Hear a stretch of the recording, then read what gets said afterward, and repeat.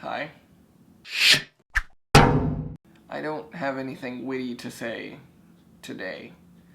But please don't click away on this video because I'm sure, as you know, I've titled this video Coming Out. It doesn't take a rocket scientist to understand what I'll be talking about today. So I'm just gonna say it. I'm gay.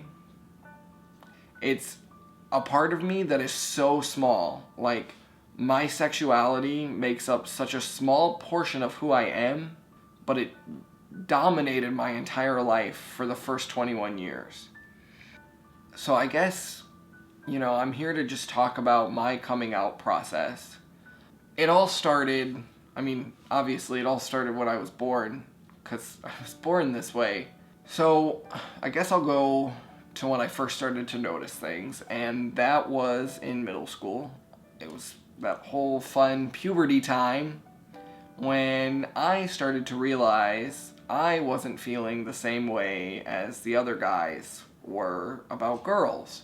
And it's really weird because they were always like, oh, isn't she cute? No, I don't. No. I just don't feel that. It doesn't do anything for me, you know? And that's weird, and you're like, what's wrong? Why don't I feel that? Is there something wrong with me? And it never occurred to me back then that, hey, I could be gay. And then, you transition into high school. It never crossed my mind, why I wasn't feeling certain ways towards women.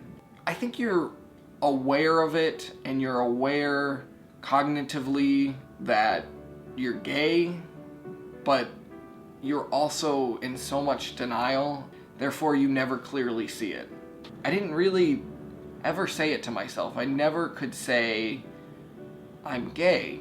At first I really thought I was just not sexually interested in anything. Like, I just didn't have any hormones, or I don't know, it's weird.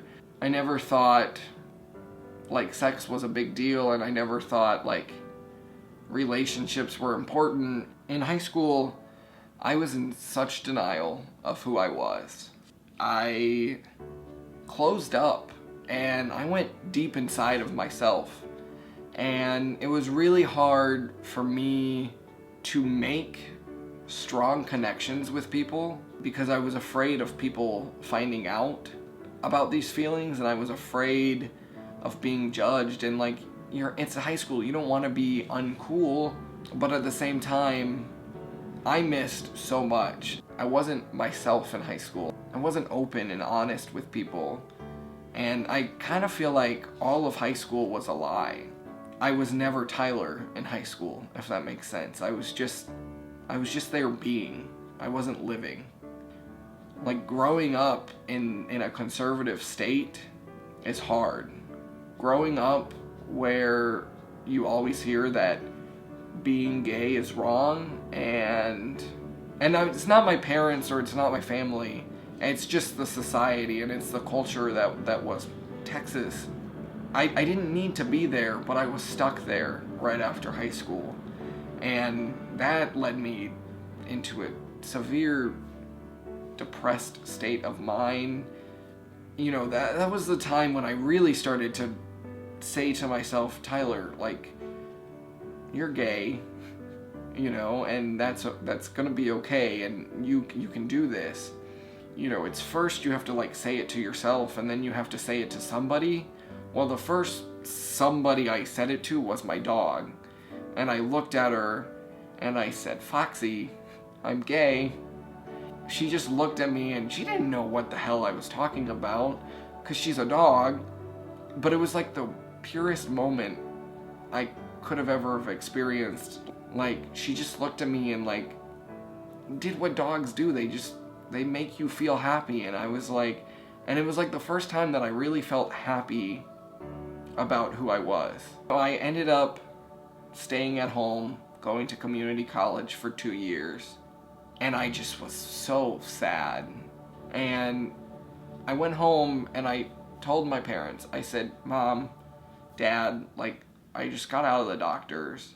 I'm going through some rough times, some rough thoughts, and I'm feeling down and kind of depressed, and I remember they got angry because they didn't understand. They were like, well, what do you have, why are you depressed? Like, you're going to school, you have a car, you've got a job, you're, living life, and you're doing great things. And at that time, I couldn't tell them. I couldn't say, well, I'm depressed because I'm trying to come out. That's why I'm depressed. After I went to community college for 2 years, I went to the University of Texas.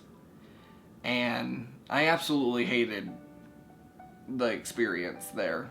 Like, this was the first time that I was ever by myself, and I was able to really reflect and really solidify my understanding of who I was.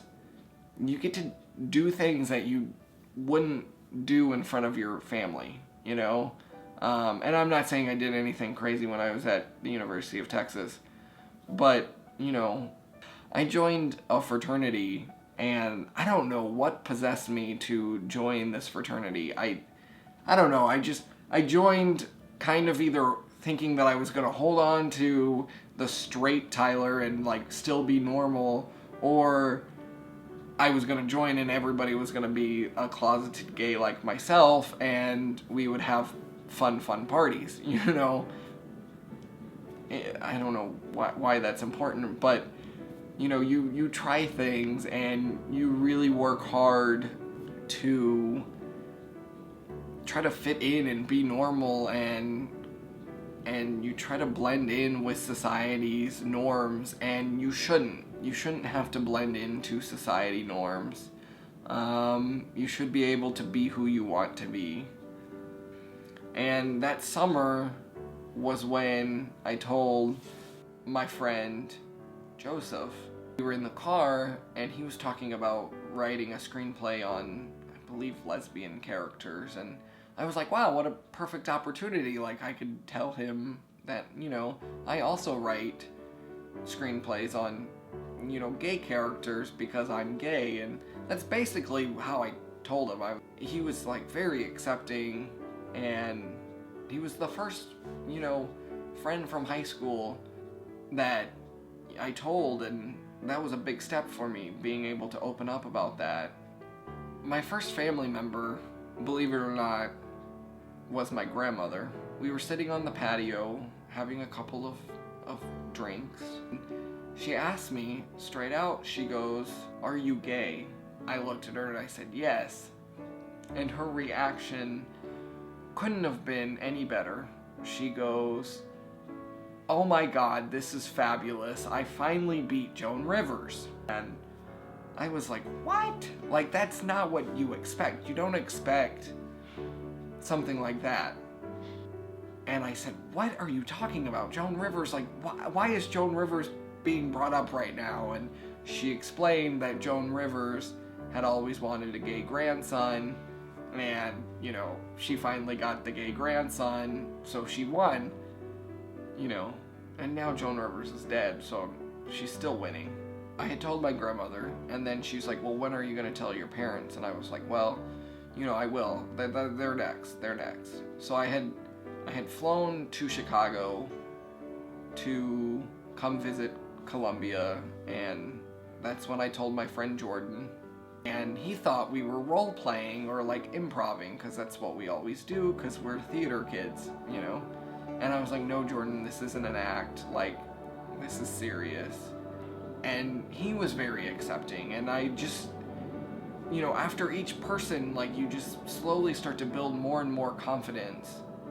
And then one night when I was still here in Chicago, my grandmother texts me, and she goes, "Told your dad everything's okay. See you when you get back."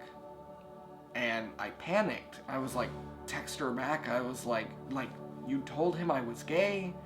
I wasn't ready. Like, I'm supposed to do this. This is me. Like, I just started panicking because I wanted to be able to tell my dad, face to face. And yeah, but she did it, and it was awkward. He picked me up at the airport when I got back. That was the longest car ride ever. And finally, I just said, "So, I guess you talked to Mimi." about everything. And he's like, yeah. And I was like, well, how do you feel? And he was like, well, I mean, I don't really know what to say. And I was like, well, I understand that. And I told him that I wanted to tell him, and, I don't know why she did that.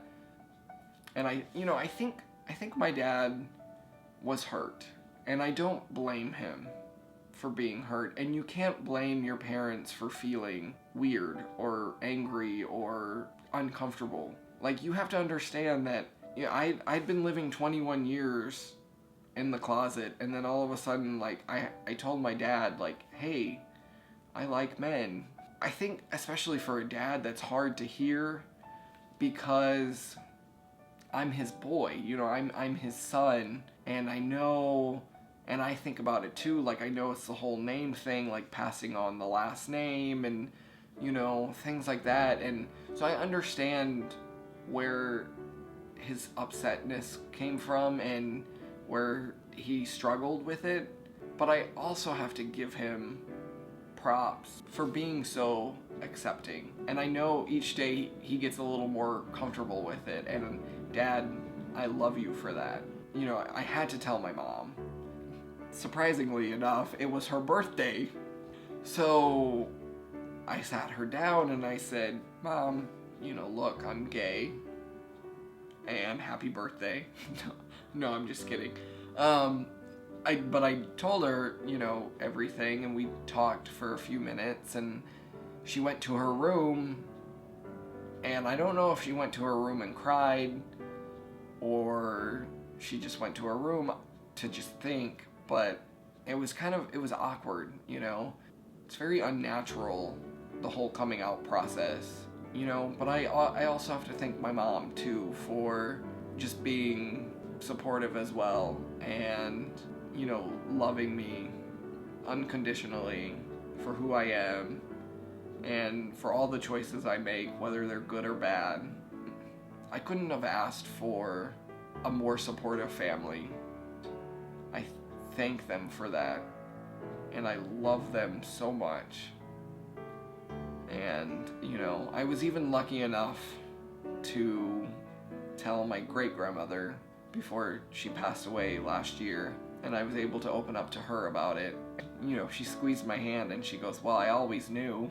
To be 96 and to be so accepting really, really shows that there is no reason not to be accepting. I mean, you don't always have to understand it, but the least you can do is be okay with it.